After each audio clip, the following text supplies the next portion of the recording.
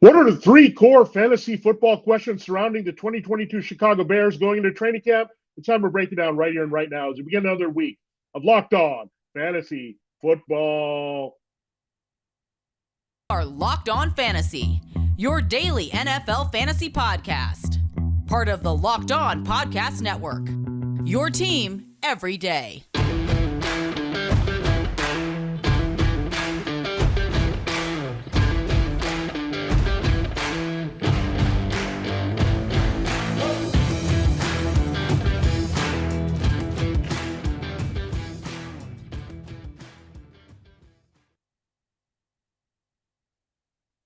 Greetings, everyone, and welcome to another edition of the Locked On Fantasy Football Podcast. As usual, I'm your host, Vinnie Iyer. When I'm not doing this, I'm writing about NFL and fantasy football for sportingnews.com. We're getting ready as teams start to close down their June mini camps to have the quiet period in the NFL as teams prep for training camp. It's a little bit of a precursor, warm up for the big things that will be settling into place there in late July and early August and preseason games, and set the table for all the fantasy football drafts and how much we want to invest in particular teams.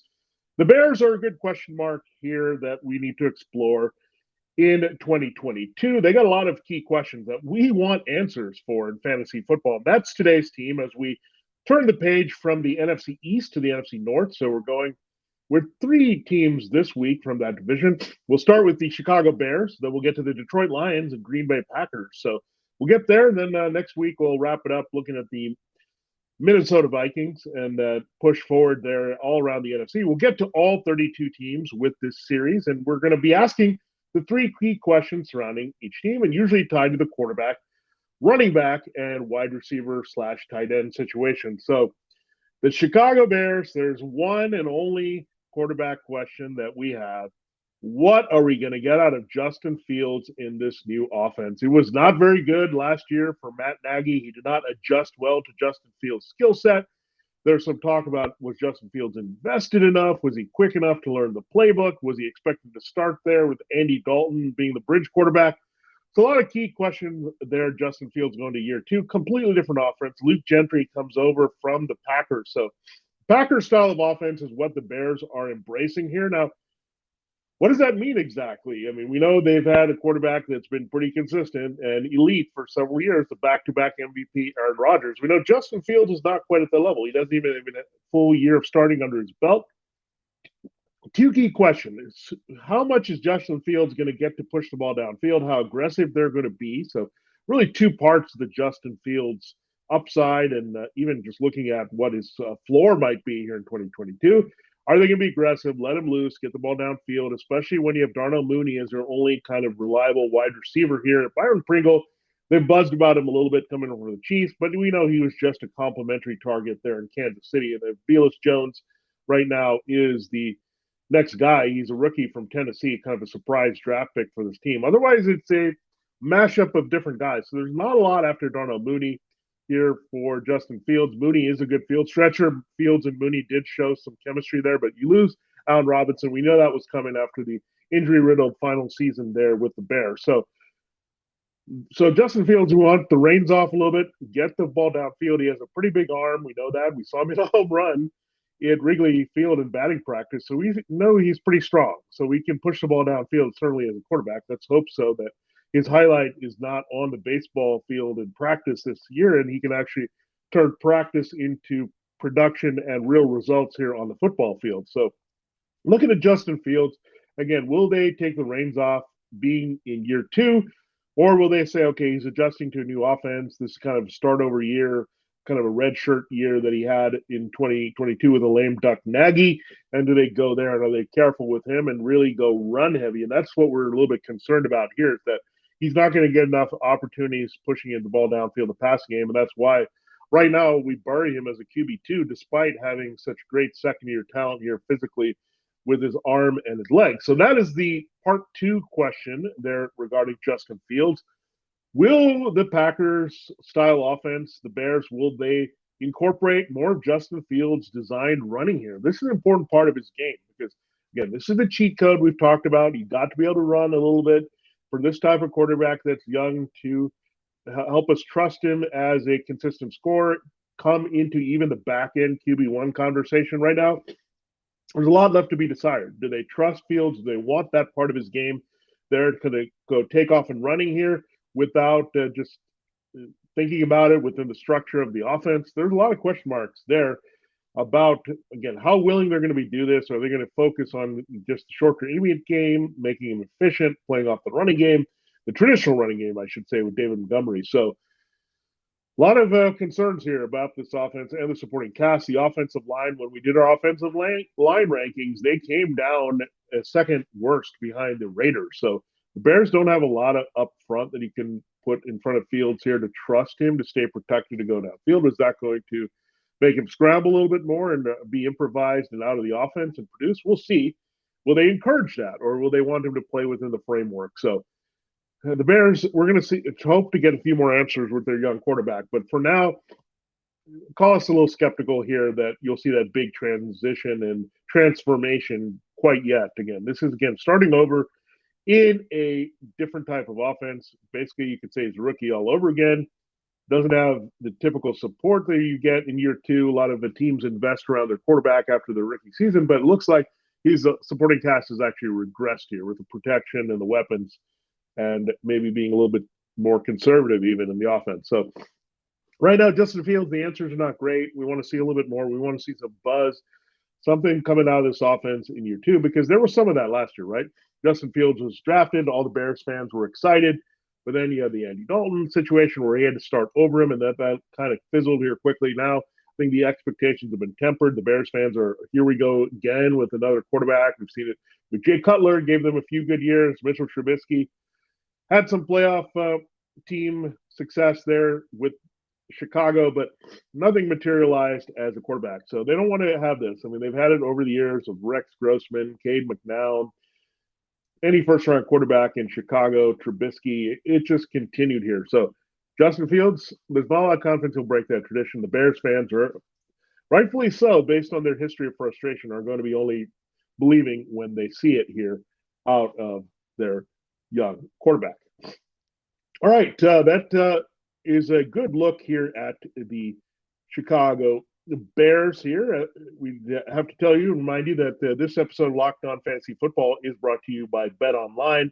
Today's episode with BetOnline has you covered this season with more props, odds, and props and lines than ever before.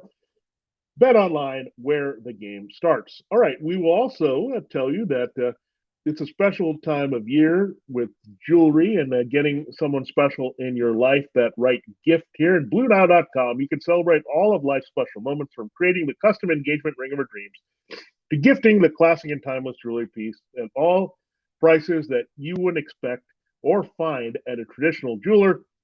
BlueNile.com. There are awesome things that you can get here for anyone special in your life. Whether you're ready to pop the question or you're celebrating a milestone moment with jewelry as unique as her with the modern convenience of online shopping, BlueNile.com is going to give you that with a great experience here. So make your moment sparkle with jewelry from BlueNile.com, and Locked On Fantasy Football listeners will get $50 off purchases of $500 or more. This podcast exclusive includes engagement as well.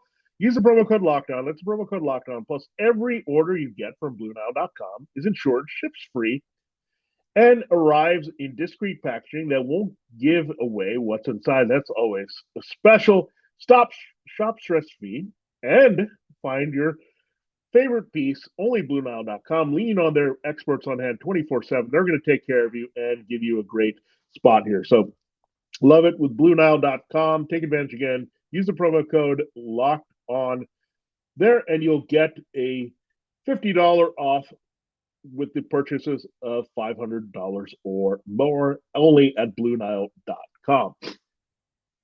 All right, let us continue the show here, and we'll do that in a moment on Locked On Fantasy Football. I do have to tell you, the Ultimate NBA Mock Draft starts June 16th with more than 50 insiders. Nothing includes the Ultimate NBA Mock Draft that matches it anywhere on the net. The Locked On NBA Big Board Draft experts, plus the Odyssey insiders. First pick is June 16th. Search Ultimate NBA Mock Draft and follow now so you don't miss a pick. All right, it is time to continue the show here, looking at the Chicago Bears core question, and it kind of is the follow up to Justin Fields. What to expect from David Montgomery? So, open ended questions. Really, we have these big questions about the Bears because they are massive questions. And David Montgomery has been a very capable runner for a few seasons now. We've extracted as much fantasy football value, I think, as we can. The rookie season was a bit bumpy, but he changed some things, and then he got the key role there with Tariq Cohen having the injury and kind of falling out of this mix. Last year, David Montgomery was a little bit banged up. They had to resort to Damian Williams for a short time. Now he's moved on to the Falcons. The swing backup that was with the Dolphins and the Chiefs. Khalil Herbert stepped in, and he looked special there as a rookie back. Now he's a second-year backup back to David Montgomery. Their third string running back is Darrington Evans. Remember him out of Appalachian State. He was once anointed to be Derrick Henry's top backup in Tennessee. That didn't quite happen.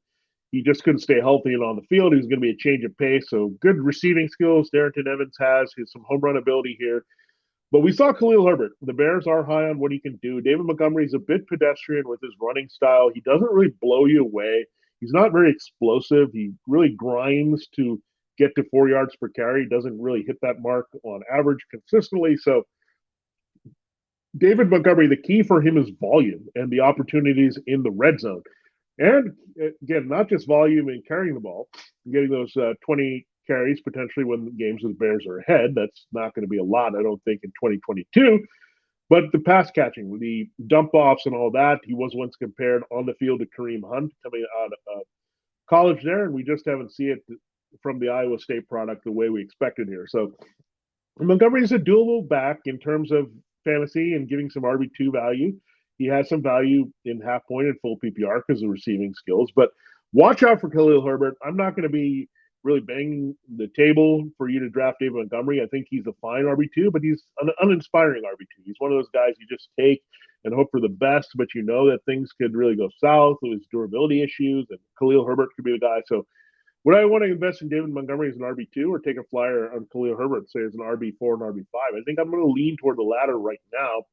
But the one good thing about the Bears, and this is an argument for David Montgomery, is, again, the Justin Fields kid gloves things with their new offense. So that could say, okay, David Montgomery, we're going to lean on you. Justin Fields is not going to run quite a bit. Or if you look at the flip side of that, Justin Fields playing off a runner and a run-heavy offense might be more effective for that part of his game here in 2022. So either way you look at David Montgomery, the volume is going to be there. I just don't trust the durability. I don't trust the explosiveness. It's kind of a meh pick that you have. You're going to get decent return as an RB2, maybe if he stays healthy, but it could also go south here if Khalil Herbert carves out a bigger role for himself in 2022. So really looking at that, and we're not sure. So David Montgomery, again, how good is David Montgomery? That is probably a side of this as well. I mean, again, the numbers don't pop out at you. He kind of gets to those totals if he can get enough touches here in particular games. Now, there's a sense that they could run him into the ground, and that's not necessarily good as well because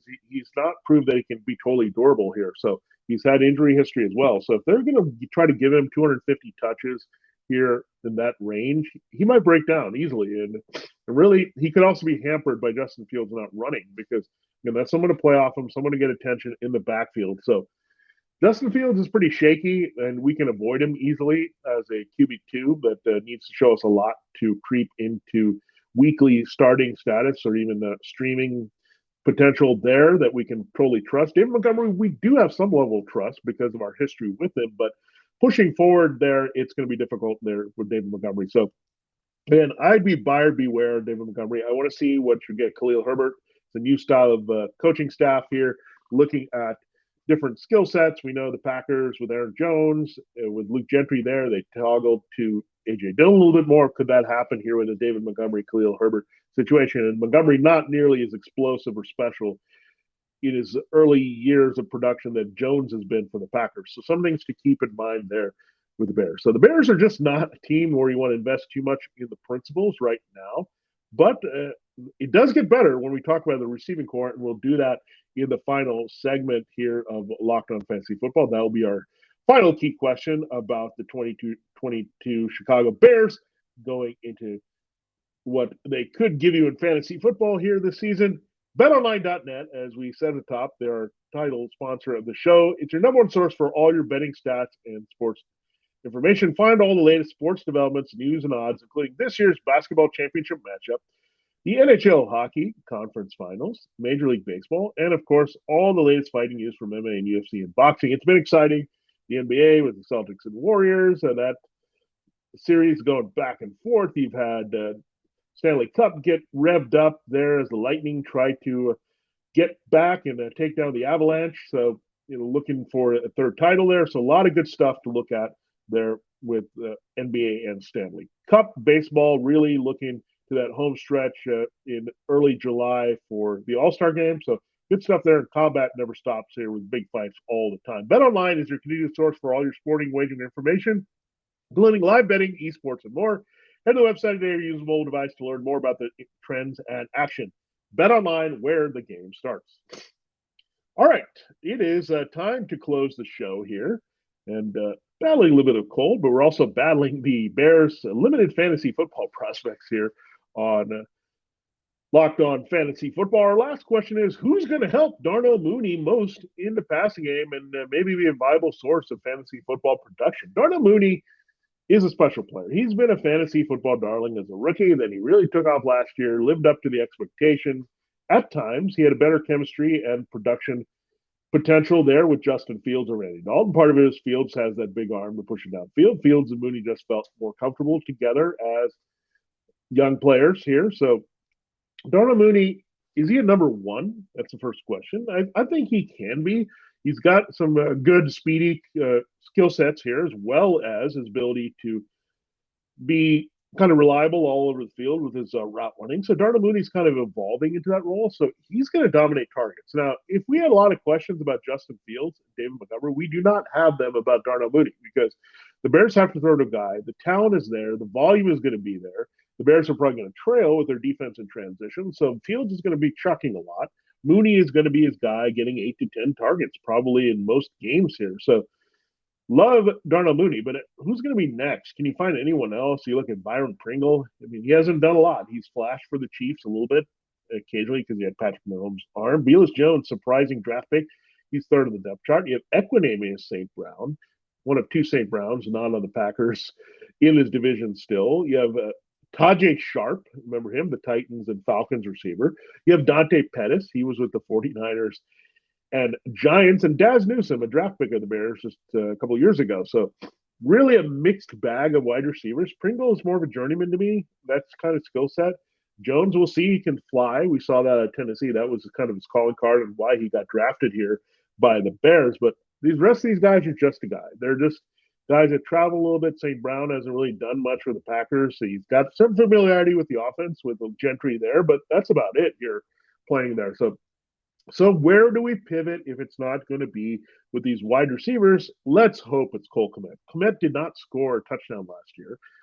He's got different type of company now. There's no more Jimmy Graham, but now Ryan Griffin, remember him? He's bounced around with the Texans and Jets, and you got James O'Shaughnessy. Seems like he fits right in with Chicago, the former Jaguar, so don't completely sleep on him. And if they use some 12 personnel, he might be out there.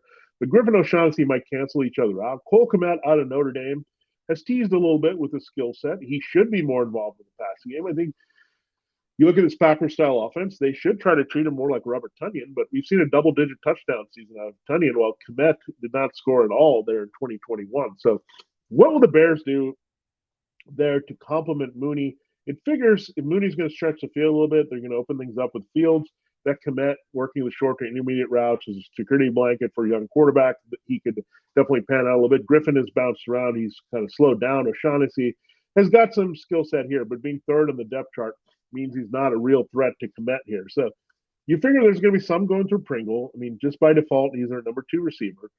There's a tie to the previous offense with Matt Nagy with the Chiefs and that style, but I don't know if he fits in all that. And I don't think he's in the conversation for a wide receiver 3. I think Darnell Mooney is a wide receiver 2 with upside. He's a little bit limited to pushing to wide receiver 1 because of this nature of this Bears offense. But the volume is going to be there. Targets are going to be there. We'll see if the production is there. If Fields can connect with him enough. But you figure Fields again, if this is a reboot rookie year and they're going to have some security blanket tendencies here with Fields and a new offense, you figure Cole Kmet has to be a big part of it. This is probably make or break for Cole Kmet in terms of how we perceive him in fantasy football. There hasn't been a lot to hang his helmet on here so far. So really, when you look at this Bears team, I mean, very slim pickings in terms of where they're going to go. Now, how does the offensive line factor in this again? The production is shaky. That's going to maybe keep the ball being pushed downfield and get that deep threat. The running game is going to be a little bit better. It's going to fare better. But again, Montgomery's results haven't been all that great, and he doesn't get a lot of support from the line either. So when you look at that in this situation with the Bears, it's brutal overall for their offense. So that comes to the big picture question here. We've asked about Justin Fields. We've asked about David Montgomery. We've asked about Mooney's help.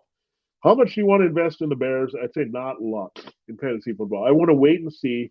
I think Mooney certainly wide receiver 2. Montgomery, take him as an RB2, but make sure if you're going to do that, have Khalil Herbert on your radar because I think he can have a pretty decent year, and he showed quite a bit of talent last year. So I'm thinking he's going to build on that. New coaching staff gives him a lease on life, and don't totally sleep on Justin Fields. I mean, there's not much behind him. You have Trevor Siemian and Nathan Peterman. Those are your 2 guys behind Fields at this particular moment. They're in the Bears depth chart. So if Fields is getting a range, he's going to get all the opportunities. He's not going to be benched for either of these guys. Siemian is only going to play if Fields gets hurt. He comes over. They're making the transition from the Saints. So then this is Justin Fields' offense. So there's that. We'll see what he can do in it, but we're going to be more buyer beware. As excited as we are for Trey Lance and going to year 2 and being an unquestioned starter potentially for the 49ers, we're going to cool the Jets a little bit on Fields until we see exactly how the Bears deploy him and if we can trust him here in fantasy. But again, he's going to be on the QB2 radar. Not a bad late stash on your teams. Just don't expect too much and wait for it a little bit to see if they can actually improve him with his new staff. Thanks for making Locked On Fantasy Football your first listen today. Now make your second listen to Locked On NFL podcast. Our national NFL experts and insiders keep the fans dialed in with the biggest stories and the latest news from around the league, because an offseason doesn't equal a break in the action. Follow Locked On NFL every day on the Odyssey app, YouTube, and wherever you get your podcasts. For Locked On Fantasy Football, this has been Vinnie Iyer. Have a great day, and we'll see you next time here with our look at the core fantasy football questions surrounding the 2022 Detroit Lions.